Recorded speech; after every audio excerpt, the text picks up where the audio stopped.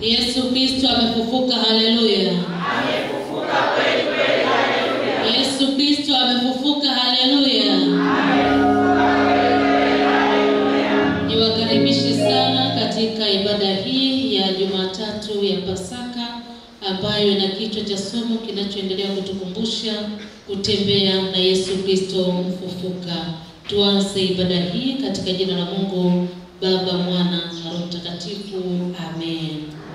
Zaburi inayotuongoza ni Zaburi ile ya 117. Zaburi ya 117 ina mistari miwili tu, tutasoma kwa pamoja. Zaburi ya 117 na tusome katika Utatu Mtakatifu. Haleluya, enyi mataifa yote msifuni Bwana, enyi watu wote mhimidini, maana fadhili zake kwetu sisi ni kuu, na uaminifu wa Bwana ni wa milele. Amen. Washirika tuketi, karibuni kwa yakuu.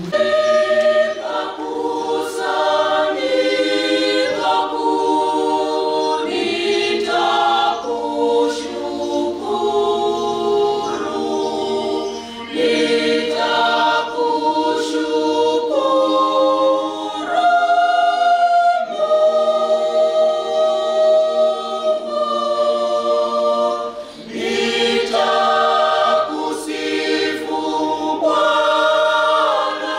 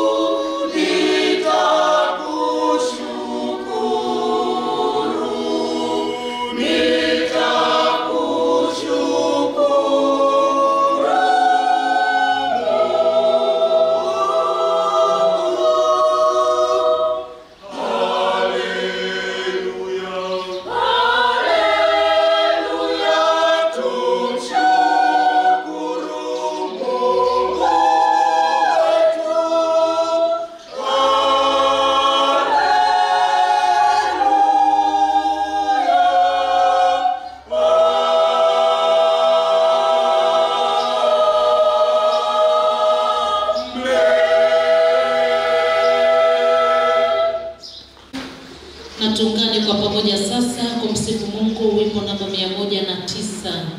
Wimbo namba 109, tumsifu Mungu enzini.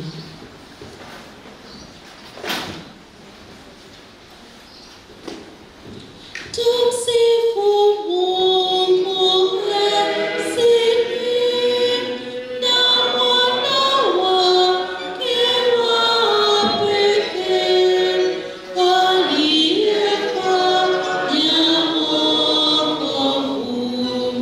Haleluya, haleluya, haleluya. Siku ya tatu mapema, jiwe halijaondolewa, akafufuka mshindaji. Haleluya, haleluya, haleluya. Ametoka kuzimuni, makosa hata shida zote zimetoweka kabisa. Haleluya, haleluya, haleluya. Umefungua shetani, ukavua mapambo yake, ukafungua kifungo. Haleluya, haleluya, haleluya. Tuombe. Mungu wa neema, umetupa akili ili tukujue wewe, mioyo ili tukupende wewe, na sauti ili tuimbe sifa zako. Tuombe utujaze na Roho Mtakatifu wako ili tuweze kuadhimisha utukufu wako na kukuabudu katika roho na kweli. Kwa Yesu Kristo Mwokozi wetu.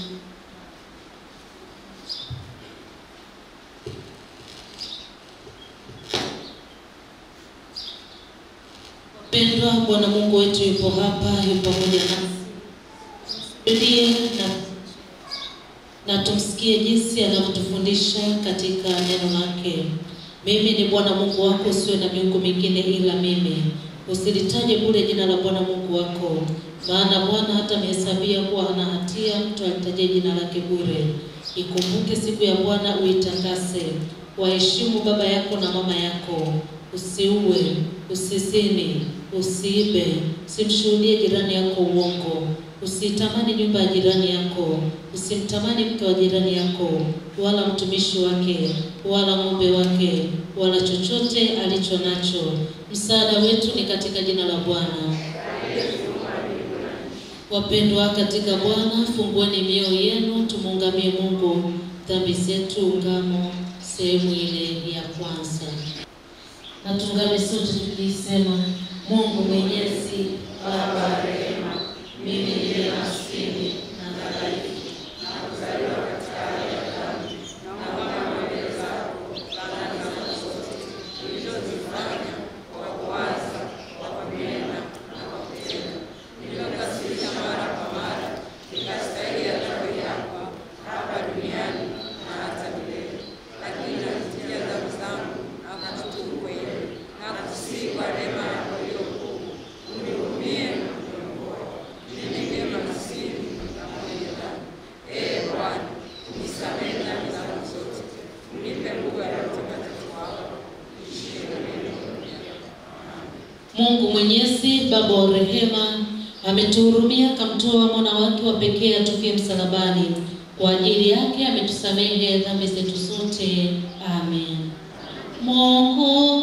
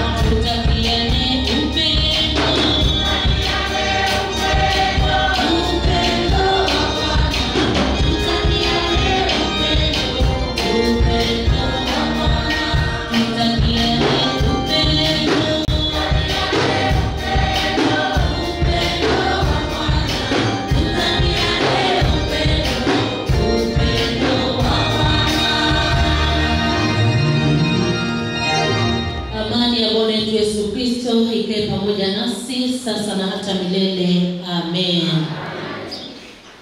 Leo ni siku ya Jumatatu ya Pasaka. Aya ya siku inasema, Kristo husema, nami nalikuwa nimekufa na tazama ni hai hata milele na milele, nami ninazo funguo za mauti na za kuzimu. Tuombe.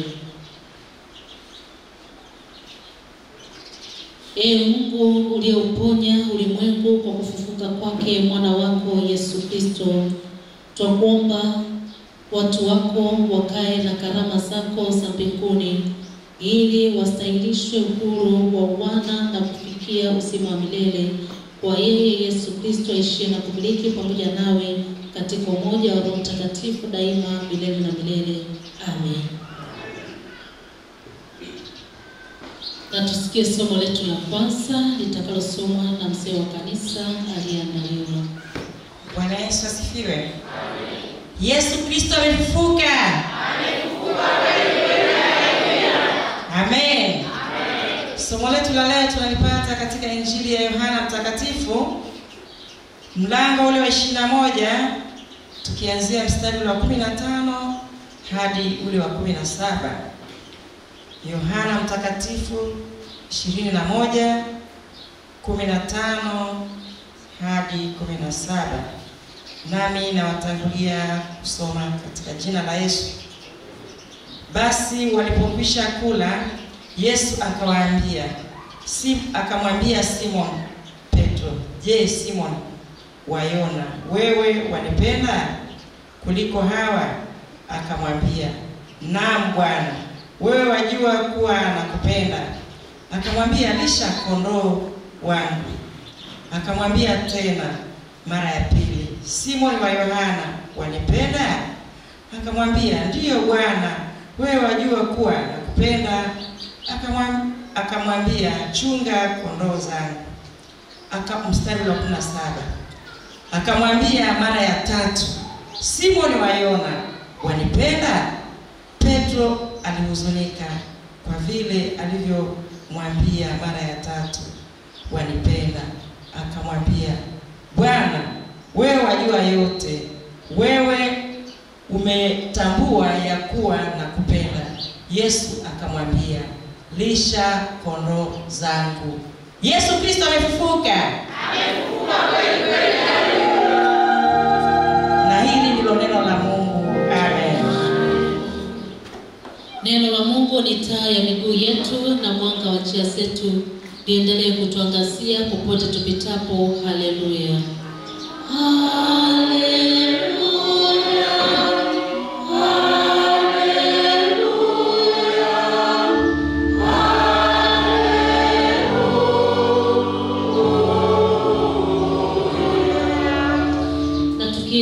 Imani ya Kikristo, imani ya mitume. Na muamini Mungu Muumba wa mbingu na nchi, na muamini Yesu Kristo, mwana wake wa pekee, Bwana wetu, aliyechukua mimba kwa uwezo wa Roho Mtakatifu, akazaliwa na Bikira Maria, akateswa zamani za Poncio Pilato, akasulubiwa, akafa, akazikwa, akashuka kuzimu, siku ya tatu akafufuka kutoka kwa wafu, akapaa mbinguni, ameketi mkono wa kuume wa Mungu Baba Mwenyezi. Kutoka huko atakuja kuhukumu wanadamu na wafu. Na muamini Roho Mtakatifu, kanisa takatifu la Kristo, lililo moja tu, ushirika wa watakatifu,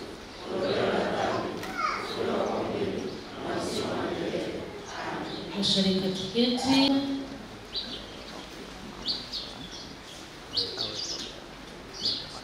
Vitabu vikubwa 487. 487 vitabu vikubwa. Wazazi na wadhamini, niwakumbushe maelekezo ambayo tumepeana kupitia semina tulifanya siku ile Jumamosi. Ukiri ni muhimu sana kwa kila mmoja wetu. Msaada wetu ni katika jina la Bwana. Wapendwa katika Bwana, tumekusanyika hapa kuwabatiza watoto hawa kama alivyoamuru Kristo, ili wazaliwe mara ya pili, wawe viungo vya Kristo na warithi kwa ufalme wa mbinguni. Na tuombe. Ee Mwenyezi Mungu uliyemchunga wa taifa lako, unayewaokoa watu wako na kuwafanyia agano imara, twakusihi ulihurumie kundi lako na uwajalie watoto hawa ambao wanakaribishwa katika urithi wako kwa njia ya ubatizo. Na kwa njia hiyo ubatizo uwapokee wawe katika umoja wa ujamaa wa Kikristo, uwadumu katika imani, uokoe katika utumwa wa dhambi kwa agano la neema, wakaifikiria ahadi ya uzima wa milele uliotupa katika mwana wako Mwokozi wetu Yesu Kristo, aishie na kumiliki pamoja nawe na Roho Mtakatifu Mungu mmoja milele na milele. Amen. Sikilizeni neno la Bwana wetu Yesu Kristo.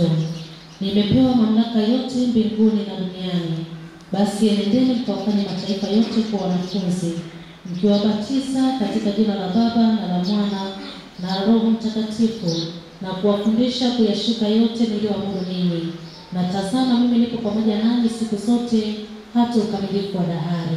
Amen, amen, na kuambia, mtu asipozaliwa kwa maji na kwa Roho hawezi kuingia ufalme wa Mungu.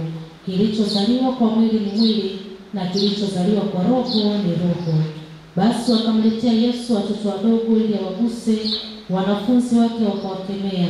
Ila Yesu alipoona hivyo alichukizwa sana, akawaambia, waacheni watoto wadogo waje kwangu, msiwazuie, kwa maana watoto kama hawa ufalme wa Mungu ni wao.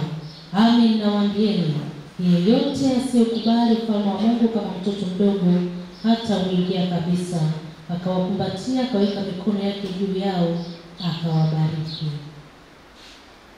Wazazi na wadhamini, kwa kuwa katika imani ya Kikristo mnawaleta watoto hawa kwa ubatizo mtakatifu, ni wajibu wenu kukiri imani yetu ambayo watoto hawa watabatizwa. Je, mnamwamini Mungu mmoja, Baba na Mwana na Roho Mtakatifu? Kama ndivyo, mjibu kwa kukiri imani ya mitume. Mko wengi, naomba mwanze kwa upya, tusikie wote kabisa.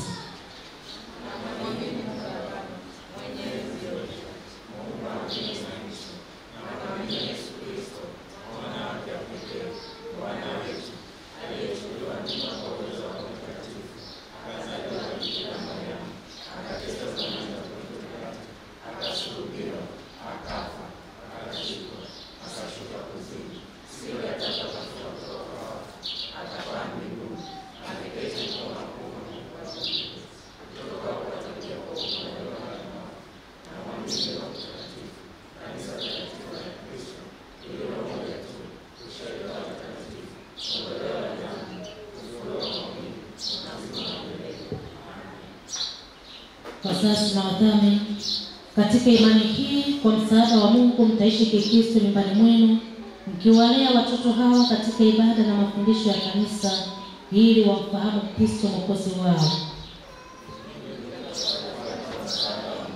Na wauliza tena, mnamkataa shetani na kazi zake zote na mambo yake yote, sasa semeni ahadi ya ubatizo.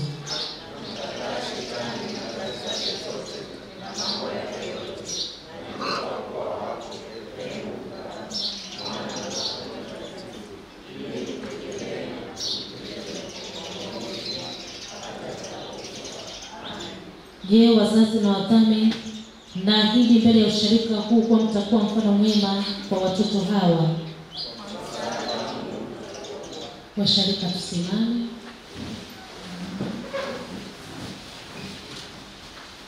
Wapendwa washirika, mtakuwa waaminifu katika wito wenu kwa washiriki wa kanisa la Kristo, ili watoto hawa na watoto wengine wote katika ushirika wetu wakue katika kumjua na kumpenda Bwana wetu Yesu Kristo. Tuombe. Ee Mungu wa rehema, kwa kubatizwa kwake mwana wako katika mto Yordani, akawa mmoja na sisi wenye dhambi, akatufunulia utu wetu wa kweli. Ujalie Adamu wa kwanza aliyemo katika watoto hawa asikwe, mtu mpya aonekane, twakusihi. Twawaombea watoto hawa, uwape uwezo na nguvu za kumshinda shetani, dunia na mwili, twakusihi.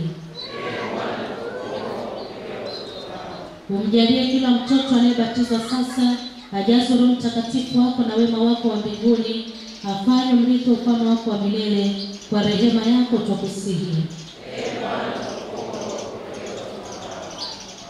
Amen. Tunapoingia katika huduma hii ya ubatizo sasa, washirika tuketi.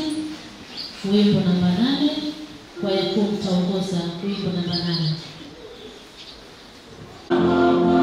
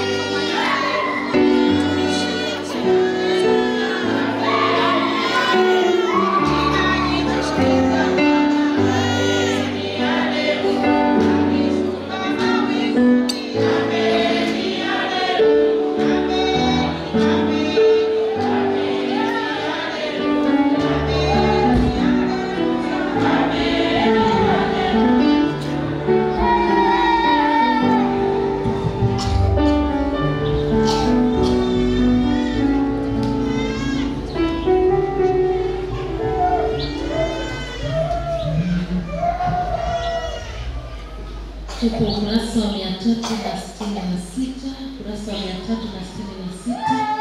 Washarika tusimame.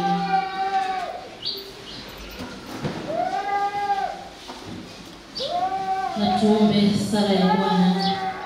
Baba yetu uliye mbinguni, jina lako litukuzwe.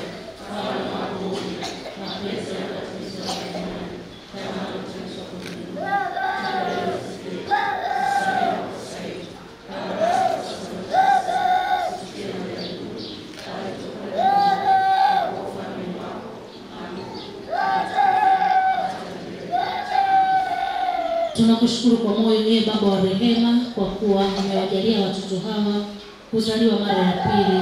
Kwa Roho Mtakatifu wako ukawachagua wawe wako na kuwaingiza katika kanisa lako takatifu. Tunakusihi uwalinde, uwasaidie, waweze kuyashika hayo mema yako waliopewa leo na kudumu nayo. Neno lako liwamulikie, liwaongoze katika uchaji wa jina lako takatifu.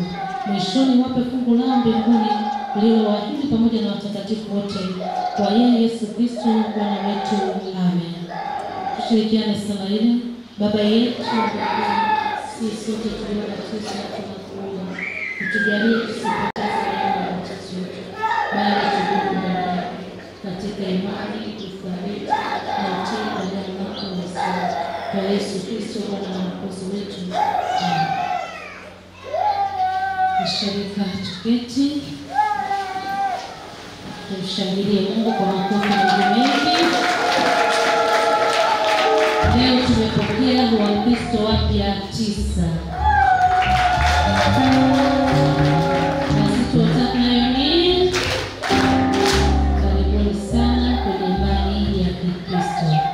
Wakati huu wa adhana waweze kurudi kuketi, wabaki wazazi ambao wamefunga ndoa takatifu ya Kikristo. Wazami na warudi kuketi, wabaki wazazi ambao wamefunga ndoa takatifu ya Kikristo pamoja na watoto wao.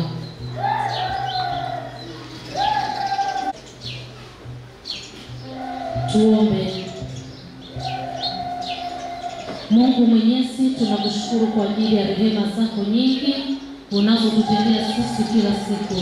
Tunakushukuru kwa kuwatunza na kuwasaidia hawa wazazi katika saa za kuona uchungu na mahangaiko. Hata kwa ulinzi wako umewajalia ukawapa watoto hawa na kuwaweka mikononi mwa usalama. Na na leo kwa njia ya ubatizo wamepokelewa kwa katika kundi lako na warithi uzima wa milele. Yeye Baba Mungu, kwa haya yote wazazi hao wako mbele yako na mbele ya ushirika huu kukutukuza na kukushukuru kwa huruma zako nyingi kwao zisizochunguzika. Katika jina la Bwana wetu Yesu Kristo tukuomba wasikie. Amen.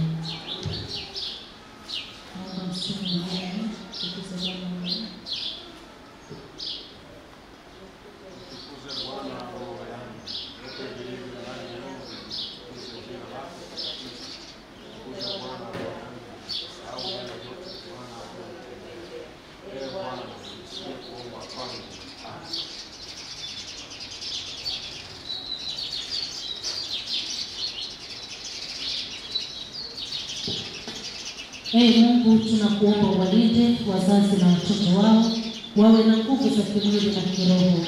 Wajaze wazazi hawa Roho Mtakatifu wako, wapate kuwalea watoto wao kwa upendo, ili wakujue wewe Mungu wa kutii, wawe na ujuzi wa kufanya mapenzi yako.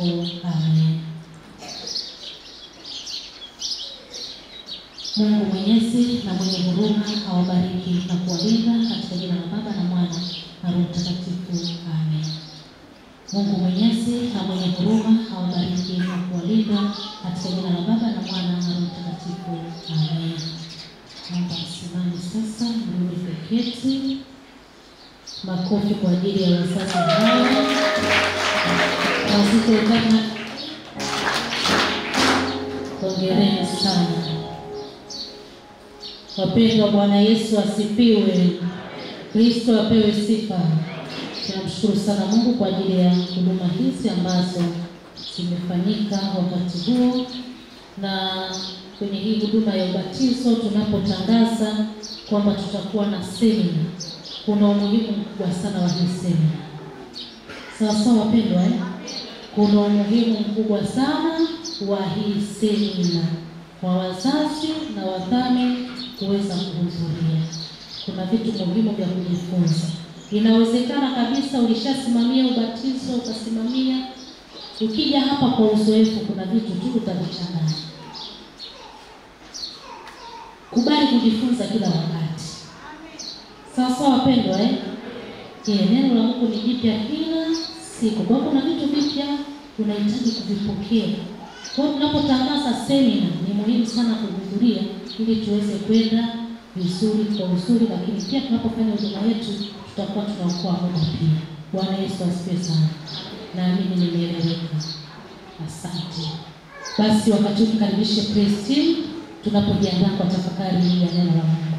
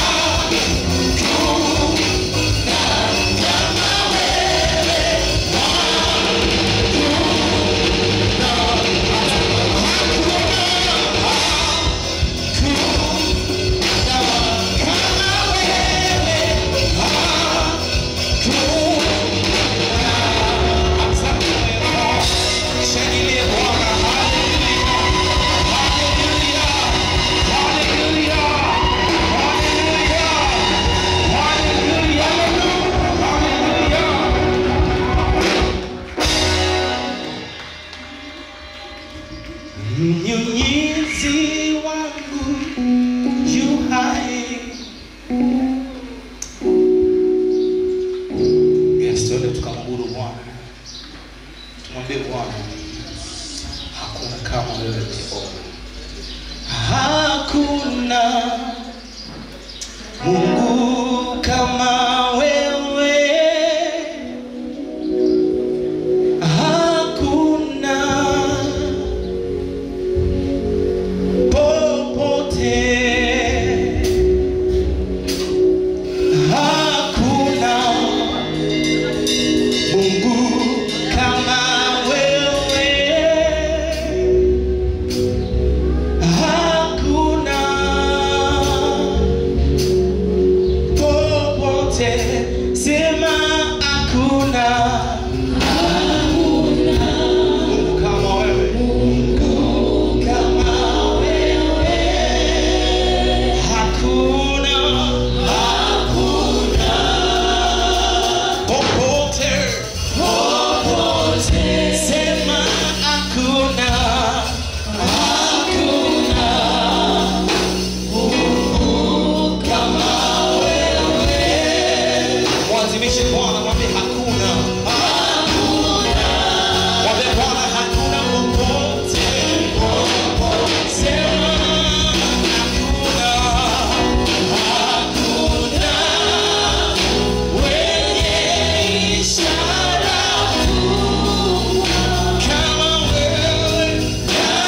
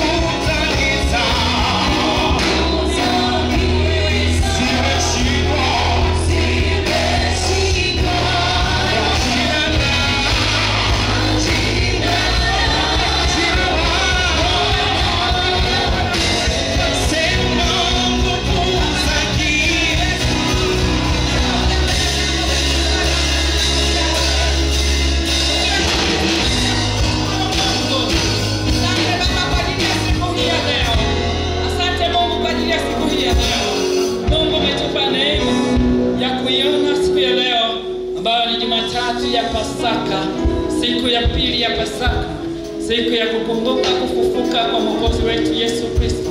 Asante Mungu kwa jinsi ulivyotupa neema hiyo. Asante Mungu kwa jinsi ulivyoruhusu neema ikajifunua kwetu. Asante kwa ajili ya watoto wako wa kike na wa kiume. Wa Mungu umewakusanya, umewaleta katika ibada hii. Asante kwa kuwatia nguvu, asante kwa kuwawezesha. Asante kwa kuwapa kiu ya kutoka kule walikotoka kwa ajili ya kuja kukulingana wewe Mungu katika madhabahu yako. Ni hakika Mungu hakuna kama wewe. Tunakushukuru Jehova. Tunajiachilia mikononi mwako sasa. Tunajikabidhi kwako sasa. Mioyo yetu na masikio yetu tunaelekeza kwako Mungu, ili tusikie kutoka kwako, ili tufundishwe na wewe. Tufundishe Mungu, tufundishe mwalimu mwema, tufundishe kwa lugha iliyo nyepesi, tufundishe watoto wako. Zaidi sana achilia utayari na utupe neema ya kuwa tayari kupokea kile ambacho Mungu unakikusudia kukiachilia kwetu. Asante Mungu kwa sababu wewe ni mwema na fadhili zako za milele. Kwa utukufu wa jina lako takatifu, Baba, tumeomba na kushukuru. Amen. Kwa maana jinsi hii Mungu aliupenda ulimwengu hata akamtoa mwana wake wa pekee, ili kila mtu amwaminie asipotee, bali awe na uzima wa milele. Tusikilize neno la Mungu. Karibu mtumishi.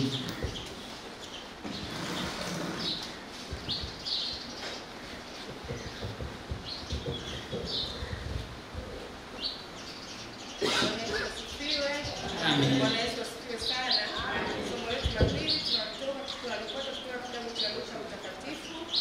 Mlango wa 24 mstari wa 13 hadi wa 34.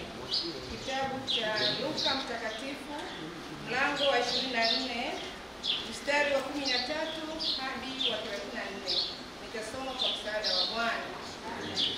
Natazama siku ile ile watu wawili miongoni mwao walikuwa wakienda kijiji kimoja jina lake Emau. Kilikuwa mbali na Yerusalemu kama mwendo wa saa 2. Nao walikuwa wakizungumza wao kwa wao habari za mambo haya yote yaliyotukia. Ikawa katika kuzungumza na kuulizana kwao, Yesu mwenyewe alikaribia akaandamana nao. Macho yao yakafungwa wasimtambue. Akawaambia, ni maneno gani haya mnayosemezana hivi mnapotembea? Wakasimama wamekunja nyuso zao. Akajibu mmoja wao jina lake Kleopa, akamwambia, je, wewe peke yako u mgeni katika Yerusalemu, hata huyajui yaliyotukia humu siku hizi? Akawauliza, mambo gani? Wakamwambia, mambo ya Yesu wa Nazareti, aliyekuwa mtu nabii, mwenye uwezo katika kutenda na kunena mbele za Mungu na watu wote, tena jinsi wakuu wa makuhani na wakubwa wetu walivyomtia katika hukumu ya kufa wakamsulubisha. Nasi tulikuwa tukitumaini ya kuwa yeye ndiye atakayewakomboa Israeli. Zaidi ya hayo yote, leo ni siku ya 3 tangu yalipotendeka mambo hayo. Tena wanawake kadhaa wa kadha wa kwetu walitushtusha walipokwenda kaburini asubuhi na mapema wasiuone mwili wake. Wakaja wakasema ya kwamba wametokewa na malaika waliosema kwamba yu hai. Na wengine waliokuwa pamoja nasi walikwenda kaburini wakaona hivyo hivyo kama wale wanawake walivyosema, ila yeye hawakumuona. Akawaambia, enyi msiofahamu, wenye mioyo mizito ya kuamini yote yaliyosemwa na manabii, je, haikumpasa Kristo kupata mateso haya na kuingia katika utukufu wake? Akaanza kutoka Musa na manabii wote, akawaeleza katika maandiko yote mambo yaliyomhusu yeye mwenyewe. Wakakikaribia kijiji kile walichokuwa wakienda, naye alifanya kama anataka kuendelea mbele. Wakamshawishi wakisema, kaa pamoja nasi kwa kuwa kumekuchwa na mchana unakwisha. Akaingia ndani kukaa nao. Ikawa alipokuwa ameketi nao chakulani, alitoa mkate, akaubariki, akaumega, akawapa. Yakafumbuliwa macho yao, wakamtambua. Kisha akatoweka mbele yao. Wakaambiana, je, mioyo yetu haikuwaka ndani yetu hapo alipokuwa akisema nasi njiani na kutufunulia maandiko? Wakaondoka saa ile ile wakarejea Yerusalemu, wakawakuta wale 11 wamekutanika, wao na wale waliokuwa pamoja nao. Mstari wa 34, wakisema, Bwana amefufuka kweli kweli, naye amemtokea Simeoni. Na hili ndilo Mungu. Tumshukuru Mungu. Bwana asifiwe. Tafadhali washarika tukae. Asante mtumishi. Bwana Yesu asifiwe. Yesu Kristo amefufuka. Yesu Kristo amefufuka. Yesu Kristo amefufuka. Amina. Bwana Yesu asifiwe sana. Ninawasalimu katika jina la Mwokozi wetu Yesu Kristo aliyetutunza na kutuhifadhi kwa neema yake mpaka leo. Lakini tumekuwa na ibada nyingi tangu Jumatano mpaka jana, na leo ametupa tena neema ya kuwepo kwa ajili ya ibada, kwa ajili ya kumsikiliza yeye. Kwa hiyo tuna kila sababu ya kumshukuru Mungu. Bwana asifiwe. Yesu Kristo amefufuka. Ni hakika vinywa vyetu kama vinavyokiri Yesu Kristo amefufuka, na amefufuka kweli kweli, na ni hakika amefufuka, na huu ni uthibitisho kwamba kweli Yesu amefufuka. Maana tulikuwa tukiingojea hii siku kwa hamu sana, na mioyo yetu ilikuwa ikiingojea siku hii kwa hamu sana. Tulikuwa tunatarajia neema ya Mungu hata itufikishe, itubebe tufike hapa, na kwa neema ya Mungu tumefika. Lakini siku ya jana pia ametuhudumia kupitia neno lake. Katika ibada ile ya jana tunamshukuru Mungu, ametuhabarisha mengi kwa habari ya kufufuka kwa Mwokozi wetu Yesu Kristo. Hii inathibitisha kabisa kwamba Yesu Kristo amefufuka, yu hai. Bwana asifiwe. Na kuthibitisha kwamba yu hai ni pale ambapo kama tulivyosikia wanawake walipoamka mapema alfajiri, wakaacha vitanda vyao, wakaacha familia zao, waliokuwa na waume wakaacha waume zao, wakaondoka na mapema kwa ajili ya kwenda kupaka mwili wa Yesu mafuta.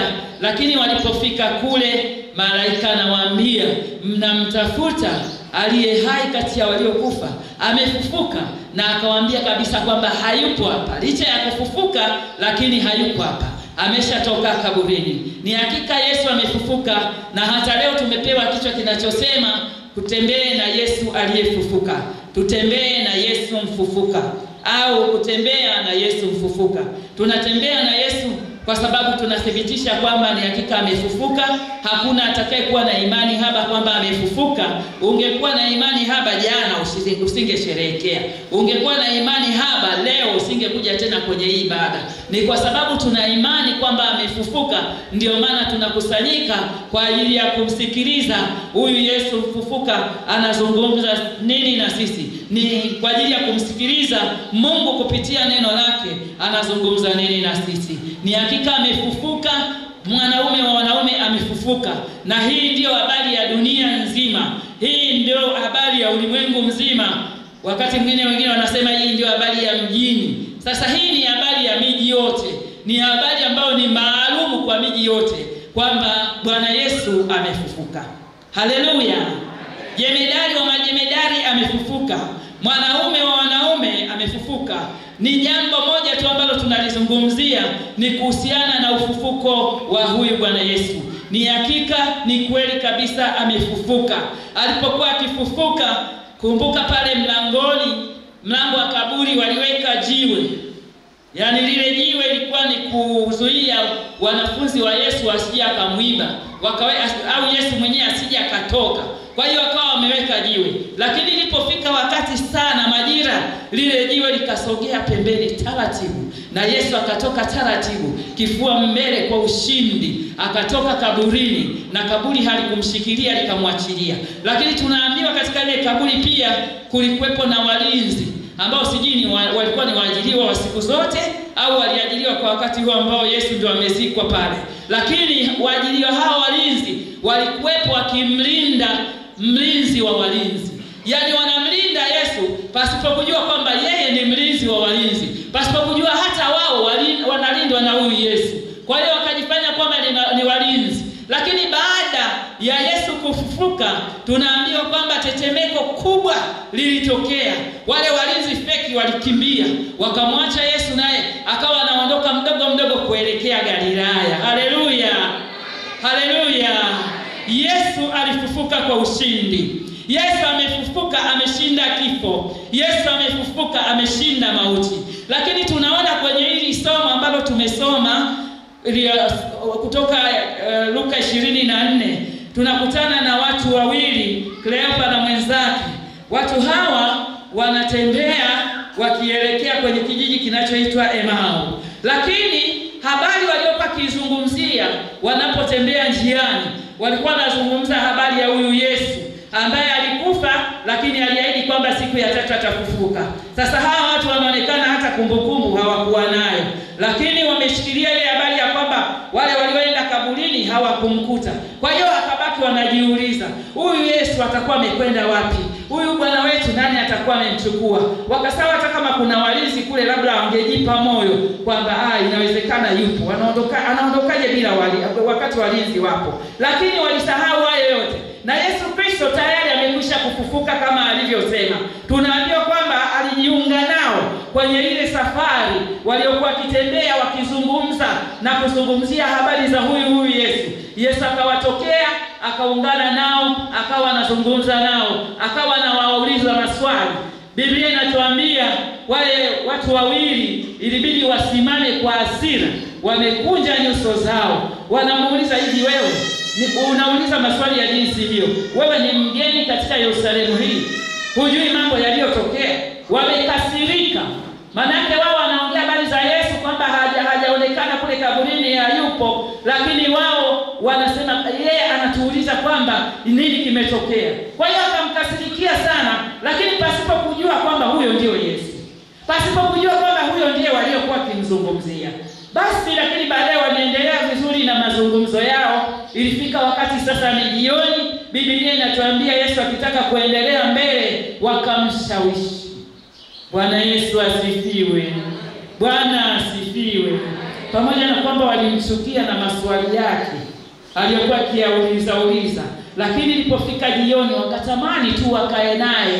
Walitamani zile stori alizokuwa akiendelea kupiga nazo huko njiani. Wakamshawishi abaki kwao, wakamshawishi akae kwao, wakamshawishi abaki kwao, wakamshawishi abaki katikati yao. Lakini tunaambiwa Yesu akakubali, akaingia nyumbani, akachukua mkate na kushukuru, akaumega, akawapa. Walipokula ule mkate ndipo wakafumbuliwa macho yao. Bwana asifiwe. Yesu Kristo amefufuka. Yesu Kristo amefufuka. Ni hakika Yesu amefufuka. Ni hakika Yesu yu hai. Ni hakika Yesu anaishi, tena anaishi milele. Kama tulivyosikia kwenye ile aya ya siku inasema, tazama nami nalikuwa nimekufa, na tazama sasa ni hai hata milele na milele. Na anasema anazo funguo za mauti na za kuzimu. Funguo anazo. Ile siku mbili alipokaa akashuka kule kuzimu, alikwenda kupigana na yule adui shetani, akamnyang'anya ufunguo. Kwa hiyo tunaweza tukasema ni alifunga magoli. Shetani alishindwa na yeye akawa ni mshindi. Na magoli ambayo Yesu aliyafunga hakuna awezaye kuyafuta. Haleluya. Sisi ni washindi kwa sababu Yesu ni mshindi. Alishinda mauti na funguo alimnyang'anya yule shetani, anazo yeye. Kwa hiyo tumtegemee huyu Yesu, tumwamini huyu Yesu, lakini tutembee na Yesu. Sijui kama una taarifa kwamba Yesu amefufuka. Na kama huna taarifa, jana ulikuwa unasherehekea nini? Kama huna taarifa, uliandaa bajeti za vyakula za nini? Kama hujui kwamba Yesu amefufuka, ulishona na nguo nzuri ukapendeza kwa sababu ya nini? Bwana asifiwe. Bwana asifiwe. Hawa wenzetu hawakujua, lakini baadaye wakaja kujua. Lakini kitu kingine ambacho tunatakiwa kujifunza kwa hawa watu, ambacho mimi nimekiona, sisi kama watoto wa Mungu, sisi kama watoto wa Yesu, sisi kama watoto tulionunuliwa kwa damu ya Yesu, hivi tunapokuwa tunatembea kwenye maisha haya au maisha tu ya kawaida, mtu unapokuwa unatembea na njiani, uko na rafiki yako, uko labda na rafiki yako unayempenda sana, besti wako, uwaga mnaongea nini mkiwa njiani? Huwa mnazungumza nini mnapokuwa peke yenu? Huwa mnaongelea masuala gani? Huwa mnaongea kuhusu nini? Bahati nzuri wale wenzetu, Bwana Yesu alipojiunga nao akakuta wanaongea habari zinazomhusu yeye. Wewe unapokuwa na rafiki yako unaongea naye nini?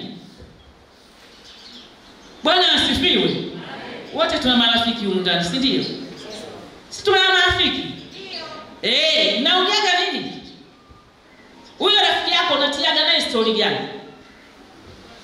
Au ndio ile Yesu unamweka pembeni unamwambia Yesu kaa hapa, baadaye mimi nikirudi nitakukuta nitakuchukua tutaendelea. Wewe kwa unaongea mambo ya kwenu tu, lakini hao wenzetu tunajifunza kwamba walikuwa kiongea habari za Yesu. Na katika kuongea habari za Yesu, kitu kingine ambacho tunajifunza, walielewa kwamba baadaye huyu anaweza akawa anajua vitu vingi, wakamshawishi kwamba akae nao. Wewe ungekuwa na besti wako ungeona huyu alishatupotezea na kutuharibia utaratibu wetu. Wenyewe tulikuwa na stories zetu na yeye akajitokeza hapo, bora tu aendage. Lakini wale walimshawishi abaki nao.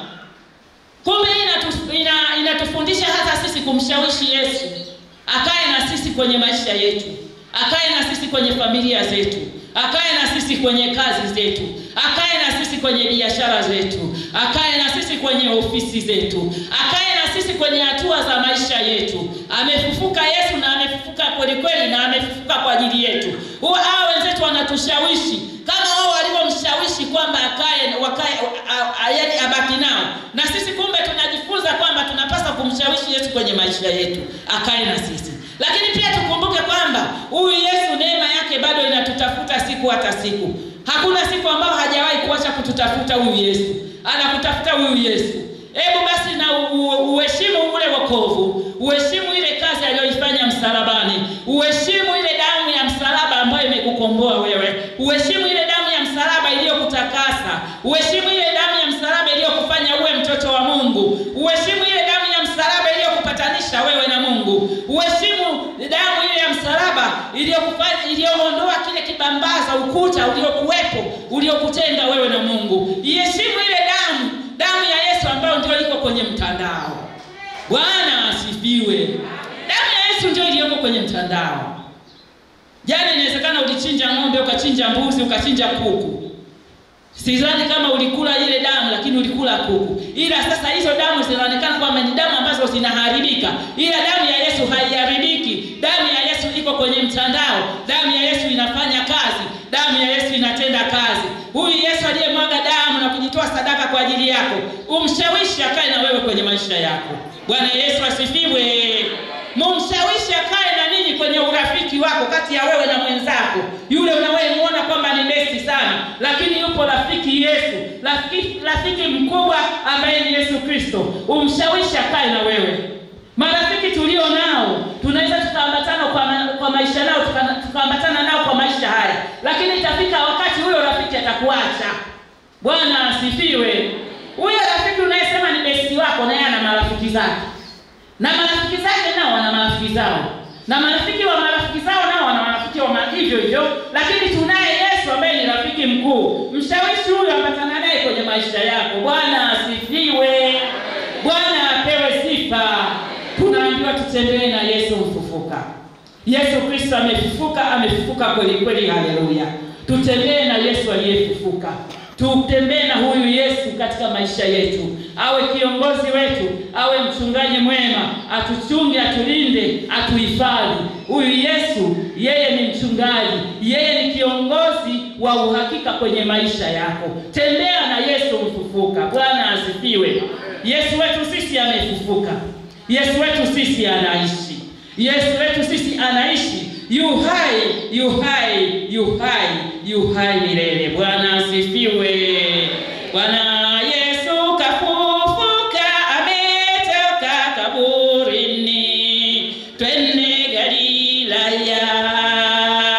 Bwana Yesu kafufuka, ametoka kaburini, haya twende Galilaya.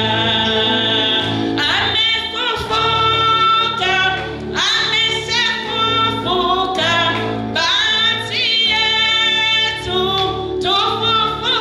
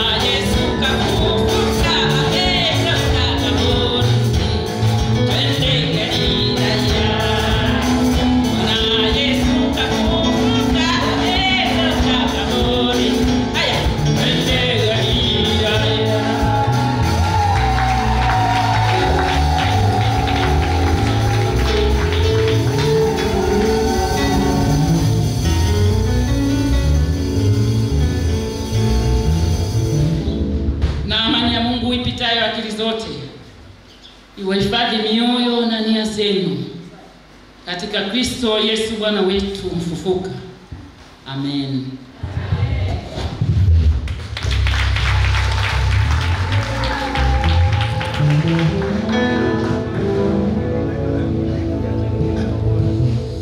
Bwana Yesu asifiwe. Kristo apewe sifa.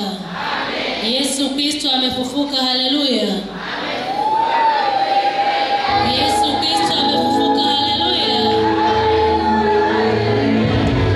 Tunamshukuru sana Mungu kwa namna ambavyo amemtumia mtumishi wake mwinjilisti Esther Ngondia kutufikishia ujumbe wa neno lake. Lakini pia tunamshukuru Mungu kwamba tunaposherehekea kufufuka kwa Yesu na vipawa vinadhihirika madhabahuni. Mwimbaji binafsi nimemuuliza jana, ameingia studio akasema bado. Naona Kakaruya atamsaidia hapo ili aweze kuingia studio. Makofi mengi mengi kwa ajili yake. Barikiwe sana. Kuna mwenzetu Krista Bulaya, namtolea Mungu shukrani ya pekee. Wimbo 273 tunapoanza kuimba afike hapa mbele. Kumtegemea Mwokozi 273. Kumtegemea Mwokozi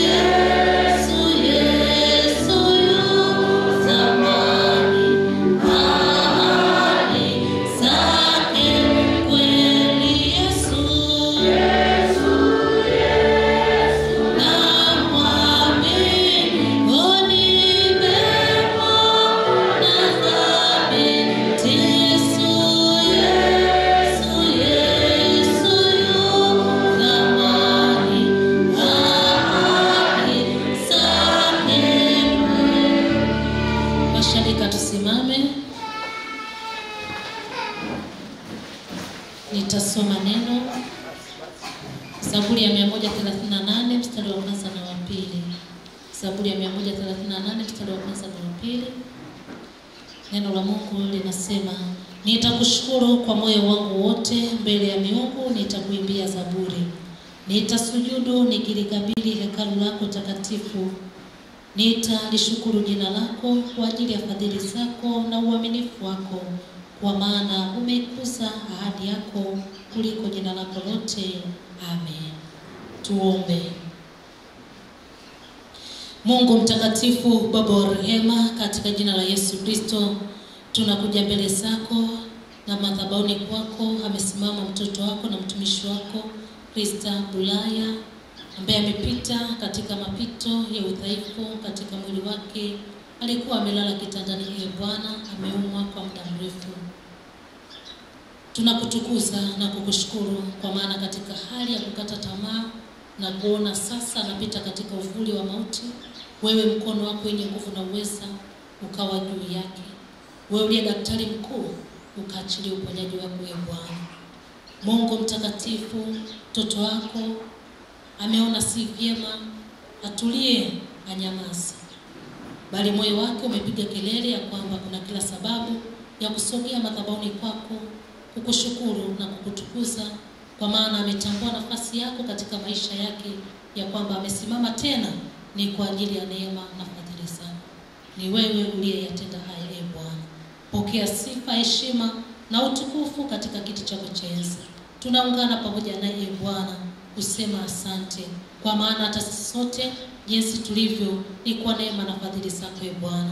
Si kwa nguvu zetu, si kwa uwezo wetu. Tunaendelea kukutukuza na kukushukuru. Tukiangalia hata katika neno lako, mtumishi wako aliyetunga Zaburi ya 138 amesema umekuza ahadi yako kuliko jina lako. Ndivyo ambavyo umejidhihirisha kwa Kristo, e Bwana. Baba mtakatifu, hata ameshika katika mikono yake sadaka ya shukrani. ni sehemu tu ndogo ya vile vingi ambavyo umembariki. Ninakusihi Bwana, sadaka hii ikaendelee kufanyika kumbukumbu mbele ya kiti chako cha enzi, ikiungana na damu yako Yesu Kristo iliyomwagika pale msalabani, ikaendelee kunena kwa ajili ya mtoto wako na mtumishi wako huyu. Endelea kumlinda, endelea kumtunza, endelea kumsaidia ili siku zote endelea kusimama katika nafasi ya kukuamini na kukutegemea wewe, lakini pia ukamfanye kuwa balozi mwema wa kuendelea kutangaza ukuu wako na uwezo wako. Kwa Yesu Kristo Bwana na Mwokozi wetu nimeomba, amen. Washirika tuketi, pokeeni baraka za Bwana. Bwana kubarikie na kukulinda, Bwana kuangazie nuru za uso wake na kukufadhili, Bwana akurudie uso wake na kukupa amani, kwa jina la Baba na Mwana na Roho Mtakatifu, amen. Hongera kwa ushindi. Karibu kwa sadaka yako ya shukrani. Nikaribishe kwa Ebeneza sasa. Kwa Ebeneza wakati wanamsifu Mungu. Kuna wale ambao wamejiandaa na shukrani ya ubatizo, kuna wengine naona walishatoa hapa. Na washirika wote sasa niwakaribishe tutoe sadaka ya shukrani kwa ibada hii ya Jumatatu ya Pasaka. Jumatatu ya Pasaka. Kwa ya wanaume wako kweli leo.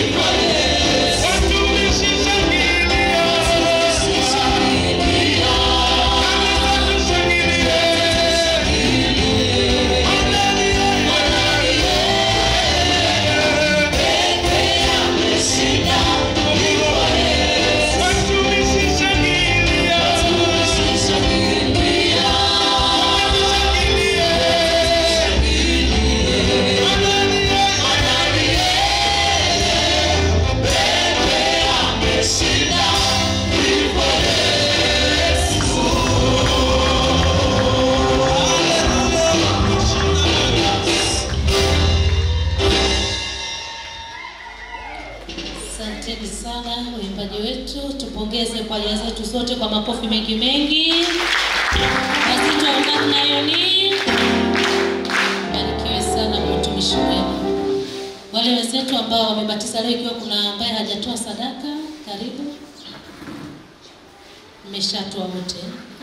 Amen. Salamu Yesu Bwana.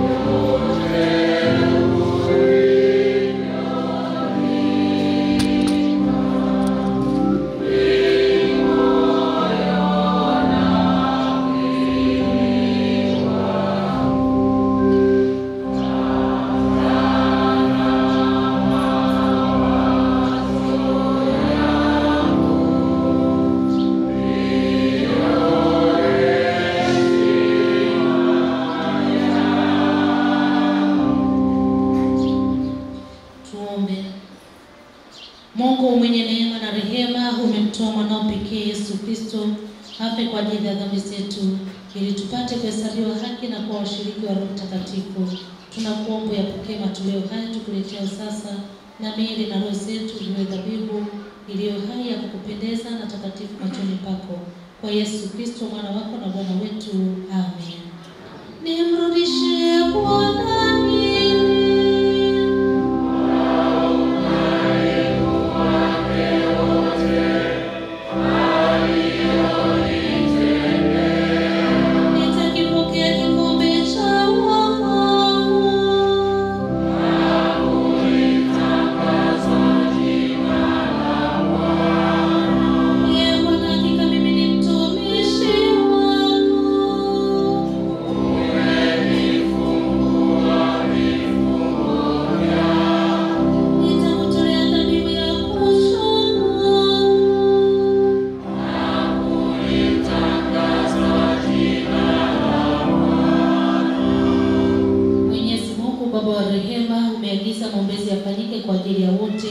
Tunakuomba uliongoze kanisa lako takatifu ili lidumu na kukua katika umoja na ushuhuda wako ulimwenguni mote, imani yetu izidi.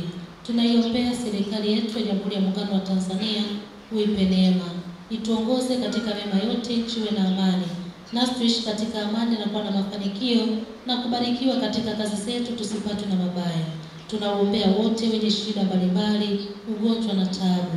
Utujalie tufurahie utukufu wa Bwana wako mbinguni pamoja na wote waliofariki katika Bwana. Tujalie hayo Baba kwa ajili yake Yesu Kristo, patanishi na mwombezi wetu. Amen. Shirikiane sala ya Bwana. Baba yetu uliye mbinguni, jina lako litukuzwe. Ufalme wako uje. Mapenzi yako yatimizwe duniani kama yanatimizwa mbinguni. Tupe leo riziki yetu. Tusamehe makosa yetu kama nasi tunasamehe wanaokosea. Usitutie majaribuni, bali tuokoe na maovu. Kwa kuwa ufalme ni wako na nguvu na utukufu na hata milele.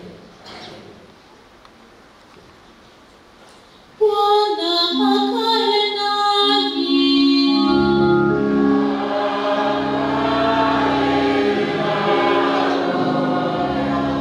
Tumhimidi Bwana.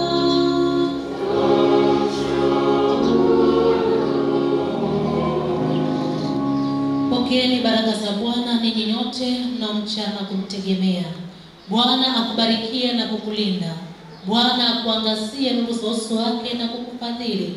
Bwana akuinulie uso wake na kukupa amani, katika jina la Baba na Mwana na Roho Mtakatifu. Amen.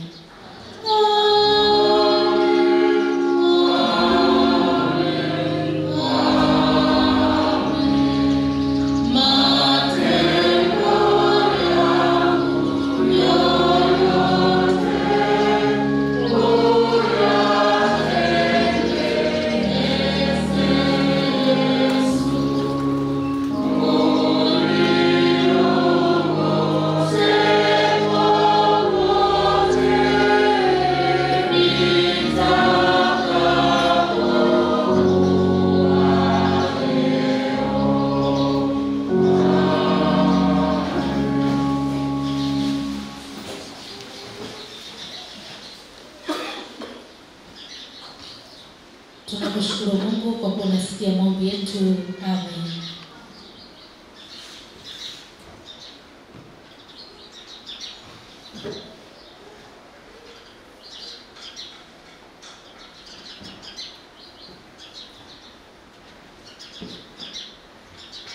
Wapendwa, Bwana Yesu asifiwe. Tunamshukuru sana Mungu kwa kuwa pamoja nasi katika ibada hii toka tulipoanza na sasa tunakaribia kufika mwishoni. Nitumie nafasi hii kuwashukuru na kuwapongeza sana vikundi vyetu vyote vya kwaya. Jumatatu ya Pasaka waimbaji wanakuaga adimu kwenye sharika nyingine, lakini nyie wote mmekuwepo na mmehudumu katika ibada hii. Makofi mengi kwa tumekuwa na ibada nyingi, lakini ibada zote mmehudumu kwa ukamilifu kabisa. Hakika muda ambao mmetumia kwa ajili ya maandalizi na huduma ambao mmefanya, Mungu akawaongezea baraka zake. Hiyo ni sadaka mbele zake. Awatunze asiwapungukie baraka. Awajalie kuwa na afya njema kiroho, kimwili na kiakili. Kwa jina la Yesu. Niwashukuru sana wazee wa kanisa, hakika na ninyi mmepata nafasi nzuri kabisa ya kuhudumu kwenye kipindi chote cha huduma hii, huduma hizi za sikukuu. Hatukupungukiwa. Mchungaji aliingia peke yake hata siku moja. Sisi wapendwa, wazee wa kanisa walikuwa mstari wa mbele. Mungu aikumbuke sadaka yenu ya muda na wabariki sana. Kwa mfano kama jana sikukuu ya Pasaka, wanaondoka hapa saa 10. Saa 10 ndio wanaondoka hapo kufunga na hesabu yao wanaondoka. Mungu aendelee kuwajalia kuwa na afya njema, awabariki ninyi pamoja na familia zenu. Makofi kwa ajili ya wazee wa kanisa. Niwashukuru sana waombaji wote kwa namna ambavyo wameendelea kujitoa kwa ajili ya huduma hii, na hakika tunaendelea kumuona Mungu kupitia madhabahu hii. Bwana Yesu asifiwe. Mungu anaendelea kutuhudumia kwa uzuri kabisa. Wewe ambaye unasali hapa na hata ambaye unasali hapa, upata nafasi wewe omba tu kwa ajili ya huduma hizi. Bwana Yesu asifiwe sana. Maana pasipo kuomba ni ngumu sana kuweza kusimama mahali hapa. Lakini pia niwapongeze sana washirika wote. Jumatatu inakuwa shughuli sababu ya sarakasi tunazokuaga nazo kwa kwenye kusherehekea Jumapili. Lakini ninyi mmeona ni vyema siku ya leo muweze kushiriki katika ibada hii. Mungu awabariki sana. Makofi mengi kwa ajili yenu. Awabariki, awatunze, endelee kuwajalia kuwa na afya njema kiroho, kimwili na kiakili, na kwenye maofisi yenu, kwenye miradi yenu, kwenye kila ambalo mnalifanya, baraka za Mungu ziambatane pamoja nanyi. Amen. Ndugu zangu wapendwa, tunapotoka pale nje kumalizia ibada yetu, wimbo 329, na niendelee kuwakaribisha sana. Ijumaa ijayo itakuwa ni Ijumaa ya mwisho wa mwezi, tutakuwa na mkesha wa maombi na maombezi ambao tunakuwa nao kila mwisho wa mwezi. Kwa hiyo Ijumaa hii tutakuwa na mkesha, na karibisha sana ili tuendelee kujifunza neno la Mungu, tumsifu Mungu wetu kwa uzuri na utakatifu, lakini pia tupate nafasi ya kupeleka haja za mioyo yetu mbele za Mungu. Na Jumapili ibada kama kawaida saa 1 asubuhi. Wimbo 329, Lo, bendera imetwikwa. Lo